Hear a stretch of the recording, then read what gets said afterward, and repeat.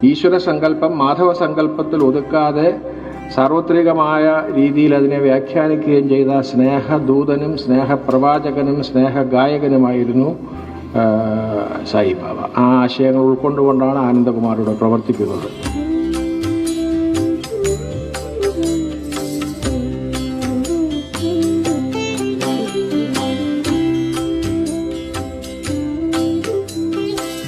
എന്നാൽ ആന്തരികമായൊരു കൽപ്പന അനുസരിക്കുകയായിരുന്ന ആ ചെറുപ്പക്കാരൻ്റെ നിർണയം അചഞ്ചലമായിരുന്നു. ട്രസ്റ്റ് രജിസ്ട്രേഷൻ കഴിഞ്ഞ് ഉടനെ ഞങ്ങൾ ആദ്യം പോയത് പുട്ടപർത്തിക്കാണ്. ഭഗവാനെ കണ്ടു, നമ്മളുടെ ട്രസ്റ്റ് ഡീഡ് ഭഗവാനെ കൊണ്ട് ബ്ലെസ് ചെയ്യിച്ചു.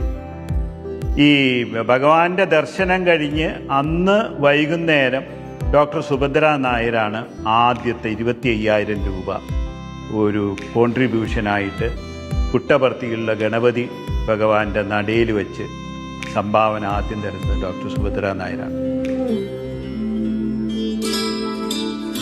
ശരണമില്ലാത്തവർക്ക് ശരണവും, ഭക്ഷണമില്ലാത്തവർക്ക് ഭക്ഷണവും, ഭവനമില്ലാത്തവർക്ക് ഭവനവും, വഴിയില്ലാത്തവർക്ക് വഴിയും ഒരുക്കലാണ് തൻ്റെ ജീവിത നിയോഗം എന്ന് അസന്നിഗ്ധമായി ബോധ്യപ്പെടുകയായിരുന്നു.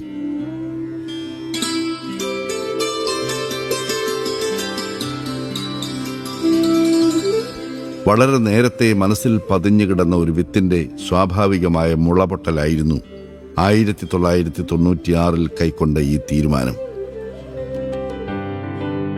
9 വയസ്സുള്ളപ്പോൾ അമ്മയോടൊപ്പം മദ്രാസിൽ വെച്ച് ഭഗവാൻ ശ്രീ സത്യസായി ബാബയെ ദർശിക്കാൻ കഴിഞ്ഞ നിമിഷത്തിൽ ഉപബോധ മനസ്സിൽ വീണതാണ് ആ വിത്ത്. മനുഷ്യനെ സേവിക്കുകയെന്നാൽ ദൈവത്തെ സേവിക്കലാണെന്ന ഭഗവാൻ ശ്രീ സത്യസായി ബാബയുടെ മഹാവാക്യം അനിർവചനീയമായ ശക്തിയോടെ ആ ബാലമനസ്സിൽ പതിയുകയായിരുന്നു. ഭഗവാൻ പറയുമല്ലോ, 1 പടി നിങ്ങൾ വയ്ക്കൂ, 100 പടി ഞാൻ ഇങ്ങോട്ട് വയ്ക്കാമെന്ന് പറഞ്ഞ പോലെ നമ്മൾ ആ 1 പടി വളരെ കഠിനമാണ്. എന്ന് വെച്ച് കഴിഞ്ഞാൽ മനുഷ്യന് ചിന്തിക്കാൻ പറ്റാത്തതാണ് ആ 1 പടി എന്നുള്ളത്. വാടക കെട്ടിടത്തിൽ ആരംഭിച്ച അനാഥാലയം അധികം കഴിയുന്നതിന് മുമ്പ് തന്നെ കൂടുതൽ കുട്ടികളെ കൊണ്ട് നിറഞ്ഞു.